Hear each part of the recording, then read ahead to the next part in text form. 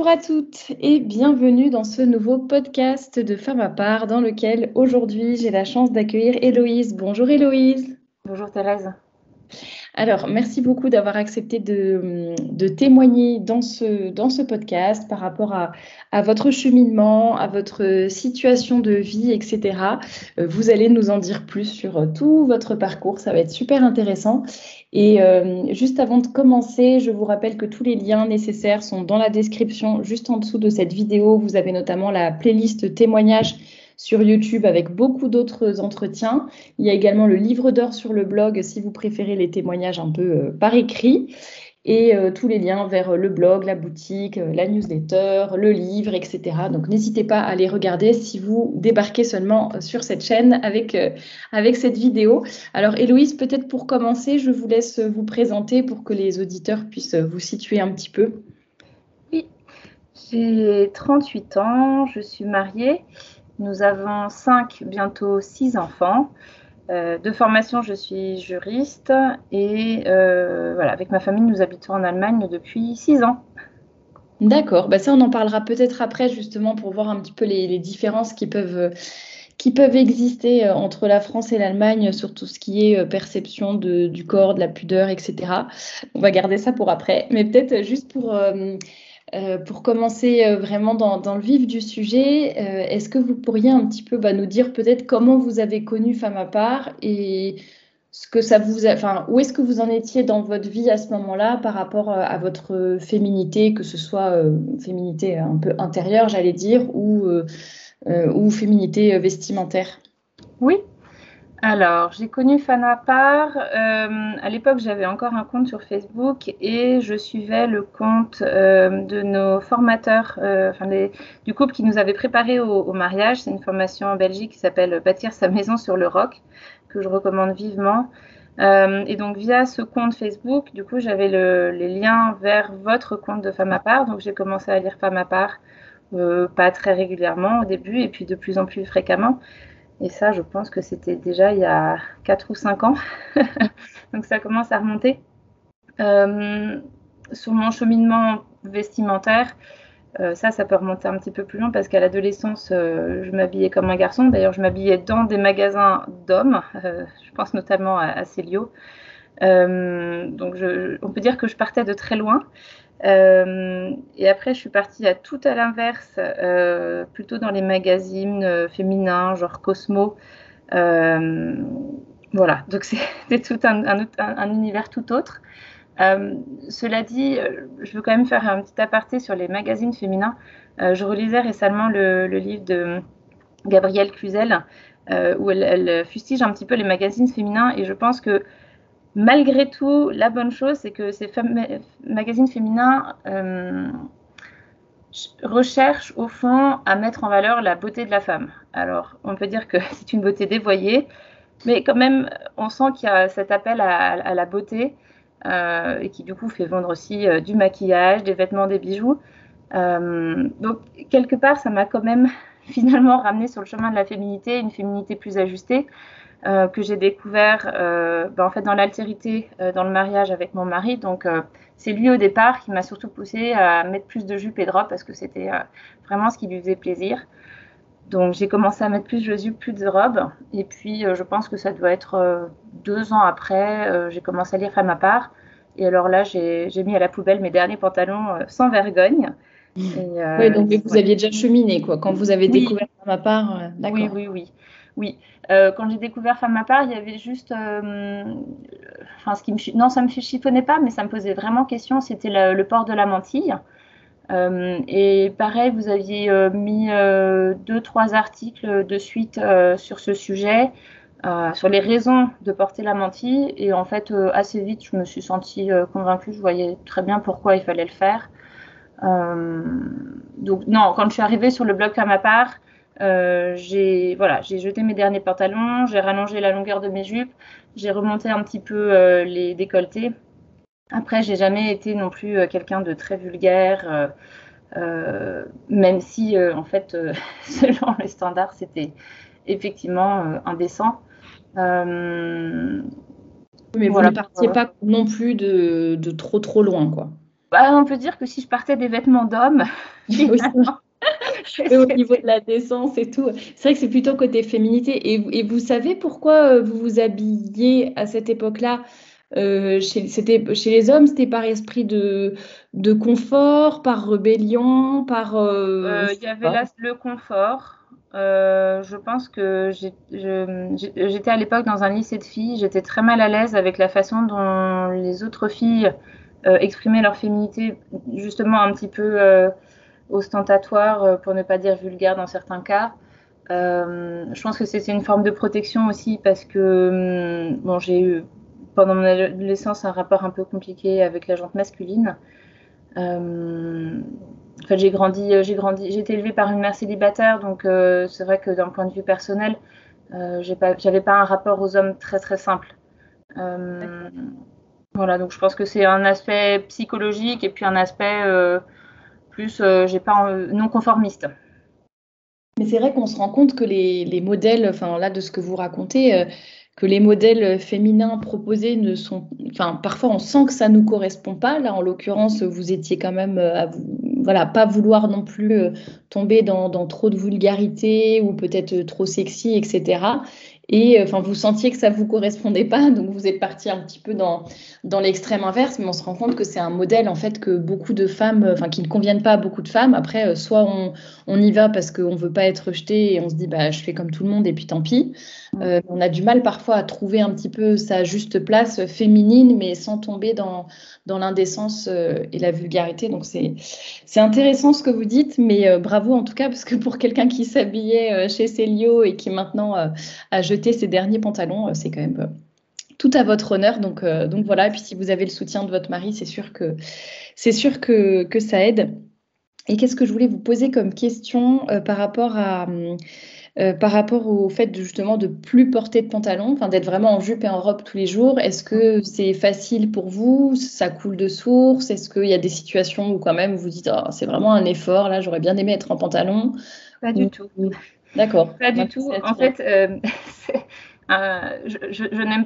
Alors, on parle parfois des complexes. Moi, je n'aime pas mes cuisses.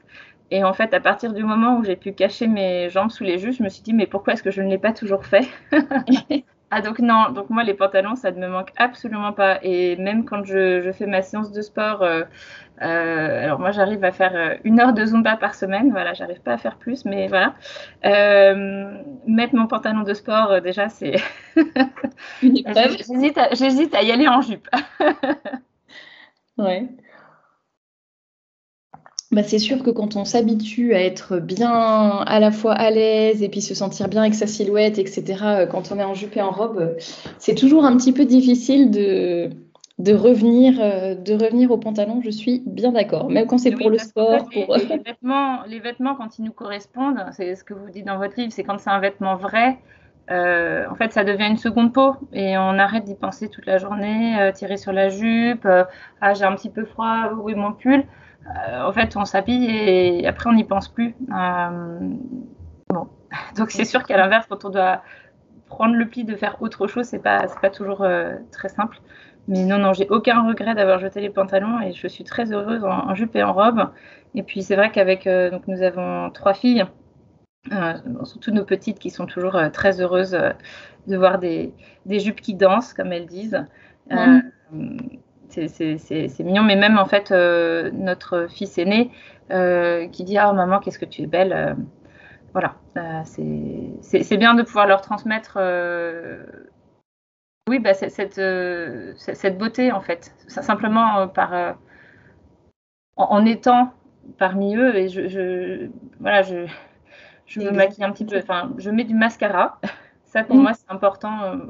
Je me souviens de votre podcast que vous aviez intitulé Faut-il renoncer entièrement au maquillage C'est vrai que moi, je me suis dit, bah, en fait, non, parce que si je renonce à ça, je tombe à l'inverse dans plus de négligence. Pour moi, c'est le petit effort qui fait que voilà, ma journée peut vraiment commencer. Voilà, donc tout ça pour dire que oui, des enfants, en fait, simplement à notre contact, se disent ah bah oui, en fait, il y a des belles choses. Exactement. Surtout d'autant plus important dans la société dans laquelle on est, qui propose plus beaucoup de de beauté, même de façon générale, pas que dans le vêtement. Bon, ça, c'est évident qu'il n'y en a plus beaucoup, mais même dans le monde qui nous entoure, ne serait-ce que les bâtiments ou autres, tout ce qu'on nous propose, il y a beaucoup de beauté, donc c'est important. Et justement, pour faire le lien avec la beauté, vous m'aviez dit, dans votre témoignage écrit, vous m'aviez dit que la vision, donc en Allemagne, puisque vous y habitez, la vision du corps, de la pudeur et de la beauté est complètement différente. Alors, est-ce que vous pouvez peut-être un peu nous expliquer? Oui, alors moi, je ne suis pas sociologue, donc je ne fais pas des grandes études, mais j'observe quand même autour de moi que le jean et les baskets sont encore plus présentes qu'en France. Enfin, c'est le sentiment que j'ai. Écoutez, j'ai fait un aller-retour à Paris il y a quelques jours et je me disais, ah, c'est dommage, les Parisiennes ne s'habillent plus. Mais quand même, il y a malgré tout, on voit que chez certaines femmes en tout cas, et certains hommes aussi, il y a un petit effort. On va quand même essayer d'accessoriser, un joli sac à main, ou une bague de boucle d'oreille, ou on voit que la barbe est bien coupée. Mais en Allemagne, je trouve qu'il y a une forme de négligence. Alors, je parle c'est peut-être facile de parler de l'Allemagne en général. J'habite à l'ouest de l'Allemagne, donc c'est peut-être différent dans d'autres régions. Non, je vous rejoins pour d'autres raisons. C'est pareil, d'après mon expérience. D'accord. Donc, ce que j'observe, c'est que oui, le port du jean est encore plus généralisé, du jean basket, même pour aller travailler. Les gens ne s'habillent pas pour aller au restaurant ou pour aller. Alors, moi, je ne vais pas au théâtre, mais en tout cas, voilà, j'ai le sentiment que les gens font moins d'efforts. Il y a un autre aspect qui est le tatouage. Ici, les gens sont tatoués, surtatoués. Alors là, on sort de l'été, donc je me dis, ouf, ils vont être enfin un peu plus couverts. Mais oui, mais les bras entiers, les jambes entières. Et vous avez, enfin, même si ce sont des gens que vous connaissez, que vous côtoyez au quotidien, vous vous dites, bah, c'est dommage.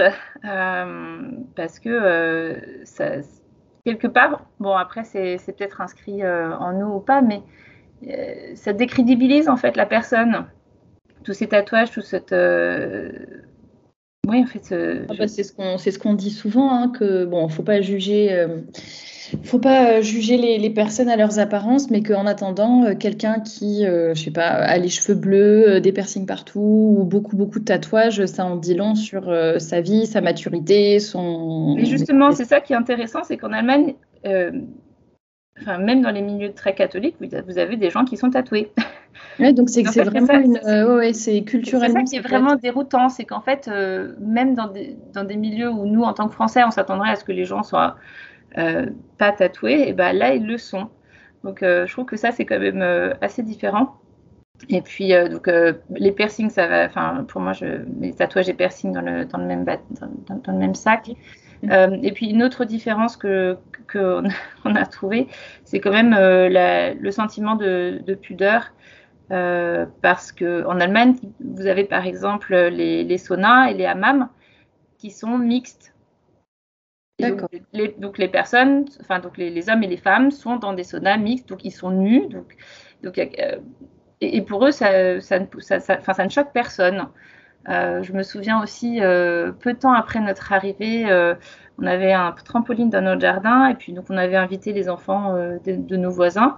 Donc il y a une des petites filles qui arrive toute nue. Voilà, et donc ils commencent à jouer avec les autres, etc. Puis je vais voir les parents, je dis mais vous savez, votre fille est nue sur le trampoline. Ah oui, il n'y a pas de souci. Bon. C'est quand même pas la même. Non, voilà. Ils ont un côté beaucoup plus, peut-être pas naturiste, c'est peut-être pas le bon mot, mais oui, même, c'est très nature peinture. Enfin, ça rejoint un peu ce que vous disiez sur les vêtements et moi ce que j'ai observé de l'Allemagne parce que j'ai beaucoup côtoyé d'Allemands ces 10 dernières années et c'est vrai qu'ils sont très de ce que j'observe dans leur façon de s'habiller, c'est vraiment ça. C'est le côté pratique avant tout. Oui. Et on ne se prend pas la tête, il n'y a pas de fioriture, il n'y a rien. Donc, ce que vous disiez sur le jean, basket, claquettes, chaussettes, basket, grandes chaussettes qui remontent, des choses pas forcément très belles. Mais en fait, eux, je pense que ce qui prime, c'est vraiment le côté pratique. Efficace. Et il y a un côté positif entre guillemets que je trouve, c'est vraiment ils se soucient pas trop de leur apparence et surtout pas du regard des autres, c'est-à-dire que en fait je porte un peu ce que je veux et voilà, donc d'un côté je me dis bon, c'est très bien d'assumer, de pas se conformer aux modes, etc.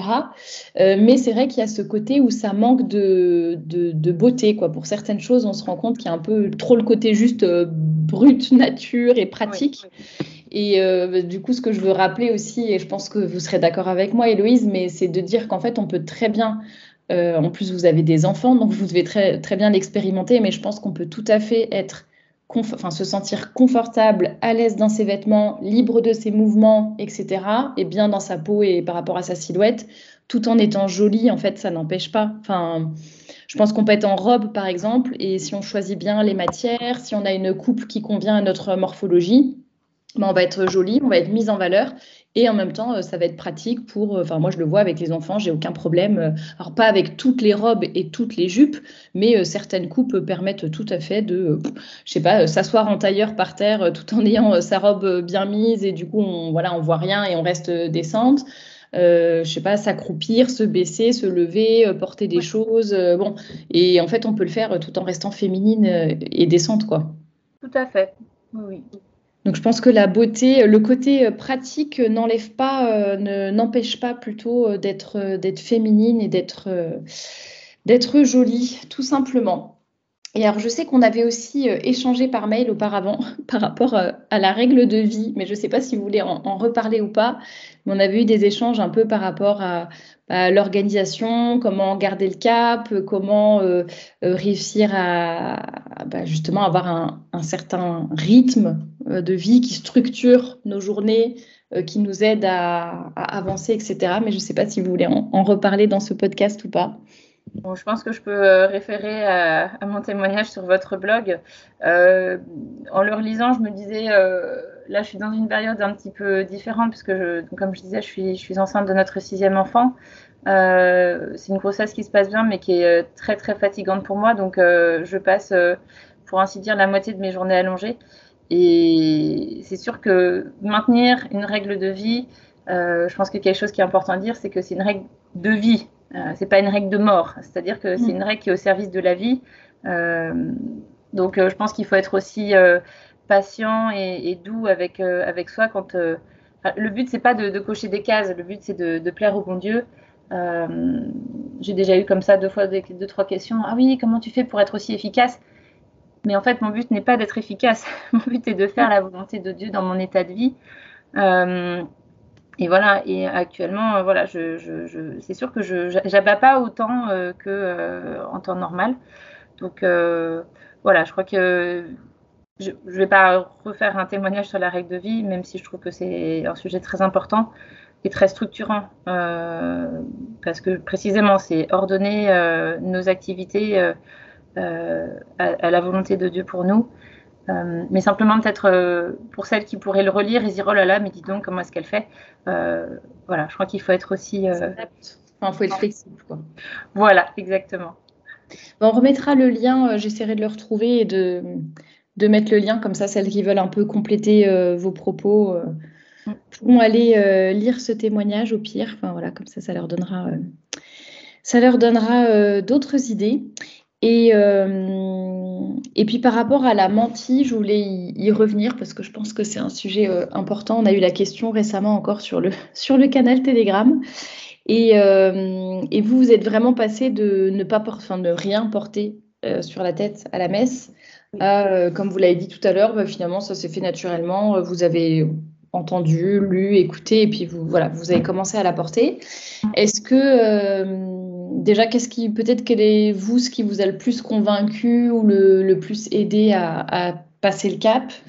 Et deuxième question, est-ce que c'était plus est-ce que vous êtes seul à la porter dans votre paroisse, par exemple, ou est-ce qu'il y a d'autres personnes, d'autres femmes plutôt qui le font et donc c'est plus facile? Ou voilà, un petit peu si vous pouvez réagir à ces sujets-là. Oui, avec plaisir. Donc, dans ma paroisse, je suis la seule. Notre fille aînée, pardon, chante la messe à la cathédrale. Elle fait partie de la maîtrise à la cathédrale. Je suis la seule. Ça peut arriver qu'il y ait éventuellement une deuxième femme qui la porte, mais jusqu'à présent, je n'en ai pas vu. Il nous arrive parfois d'aller à la messe dans une paroisse tenue par l'Opus Dei. Là, éventuellement, on peut être 2 ou 3, mais pas toujours. Donc je dirais que je fais plutôt partie de la minorité, mais en fait ça ne me pose pas de problème parce que l'argument qui m'a convaincue, définitivement convaincue, donc c'était dans cet article qui disait en somme, je veux être devant Dieu humble parce que c'est lui le maître de la vie. Donc par cette mantille, je reconnais que je suis soumise à Dieu dans le fait qu'il est le maître de la vie et moi je peux porter la vie, c'est un grand don qui m'est fait en tant que femme. Mais devant Dieu, je veux lui dire, Dieu, je suis là, mais c'est toi qui es le maître de tout. Donc ça, c'est l'argument qui m'a fini de me convaincre. D'accord. Et le fait que vous soyez la seule ou quasiment la seule, c'est quelque chose qui parfois vous fait un petit peu hésiter à la mettre ou non, en fait, c'est entre vous et le bon Dieu et voilà, vous y allez quoi. Oui, c'est ça. J'y vais. Non, mais c'est bien, mais c'est un beau témoignage et je sais que ça aidera certainement d'autres femmes parce que j'ai plusieurs fois des questions, parce que c'est pas la même chose quand même quand on est, même pour moi, hein, je me suis déjà posé la question de me dire, c'est vrai quand on est, moi j'ai de la chance, dans ma paroisse tout le monde la porte ou quasiment, mais on se dit si j'arrivais dans une paroisse où il y avait personne qui avait sur la tête, ou récemment j'étais à un mariage par exemple, je me suis dit mais ça se trouve je vais être la seule qui va avoir quelque chose sur la tête, enfin seule avec ma maman. Et puis finalement je me suis dit allez Thérèse, tu mets quelque chose. Alors je sais plus, je crois pas que j'ai mis ma mantille, j'ai dû mettre une étole ou je sais pas quoi, comme c'était un mariage, j'avais une étole assortie à ma robe ou quelque chose comme ça. Et en fait, dans l'assemblée, bon, la plupart étaient tête nue, mais il y avait quand même quelques mantilles, quelques étoles, etc. Et c'est là que je me suis dit, c'est un petit peu idiot, parce que déjà, on ne le fait pas pour nous, on le fait pour le bon Dieu. Donc, quelle que soit la situation et quoi que fassent les autres, voilà, faut avoir le courage de le faire. Et puis, c'est là qu'on se rend compte que ça peut être un beau témoignage, un bel exemple, etc. Et que si à chaque fois on recule et on se dit un peu par respect humain, non, je vais pas le faire, je vais être toute seule. Et bien dans ces cas-là, jamais personne n'aura l'exemple, jamais personne ne pourra apprendre, poser des questions, se renseigner, etc. Donc, ça serait quand même un petit peu dommage. Oui, après, je peux revenir quand même sur ce qu'on disait juste avant, à savoir qu'en Allemagne, les gens se sentent plus facilement libres de faire ce qu'ils veulent, ce qui a des avantages et des inconvénients. Cela dit, je n'ai jamais eu de remarques, du coup, ni positives ni négatives. Et pour revenir au mariage, il est toujours possible de porter un chapeau. Enfin, moi, je sais que j'aime beaucoup les chapeaux et quand j'ai la chance d'être invitée à un mariage, c'est vrai que j'aime bien faire cet effort aussi pour les mariés de dire je mets un chapeau. Exactement. Non, c'est vrai, c'est une bonne solution aussi. Merci pour tous ces beaux témoignages. J'espère que ça va aider, mais je n'en doute pas, que ça va aider les personnes qui nous écoutent et qui ont du mal à franchir le pas pas pour la mantille, pour le cheminement vestimentaire, par rapport aux pantalons, etc. Et puis, je pense que ça nous apprend, enfin tout ce que vous avez dit un peu sur l'Allemagne, etc. Ça nous apprend à importer les bonnes choses, c'est-à-dire ne pas craindre le regard des autres, y aller. Et puis même si en France, vous pourrez peut-être avoir des remarques ou je ne sais quoi, eh bien, c'est pas grave. Comme le disait très bien Héloïse, on fait ça pour le bon Dieu et pas pour nous, ou pour les autres ou pour ceux qui nous regardent. Et dernière chose, j'insisterai bien sur l'importance de la beauté et de l'exemplarité. C'est bien d'être à l'aise, c'est bien de penser à son confort, mais pensons aussi à la beauté et à ce qui va élever notre âme et celle de ceux qui nous entourent. Voilà. Et alors, peut-être que vous avez quelque chose à dire pour conclure ce podcast, Héloïse, ou un dernier conseil à donner aux personnes qui nous écoutent. Je vous prends un peu de cours, je le sens. Non, simplement dire à chacune que là où elle se trouve, le bon Dieu se réjouit et que le but est pas de faire comme la voisine, le but est de progresser pour le bon Dieu vis-à-vis de soi-même. Donc, c'est-à-dire, elle met sa mantille, moi je me vois pas mettre une mantille. Oui, mais peut-être que d'ici 2 ans, vous aurez changé d'avis ou en tout cas de posture intérieure. Donc voilà, chacune a son rythme. D'accord, et sur ces paroles pleines de sagesse et surtout très encourageantes, je trouve, parce que c'est vrai qu'on a toujours tendance à se comparer, etc. Donc là, c'est vrai que progressons chacune sous le regard du bon Dieu en faisant sa volonté pour nous, quoi, parce que c'est pas la même pour tout le monde, bien évidemment. Eh bien, Ouais. merci beaucoup, Héloïse, d'avoir accepté de témoigner dans ce podcast. Et puis, bah, je mettrai en barre d'infos le lien vers votre témoignage écrit, comme ça, les personnes pourront un petit peu compléter en allant le lire. Merci, Héloïse. Merci Thérèse. Et puis, merci à toutes les personnes qui nous ont écoutés jusqu'à présent. Et je vous dis à bientôt pour un nouveau podcast.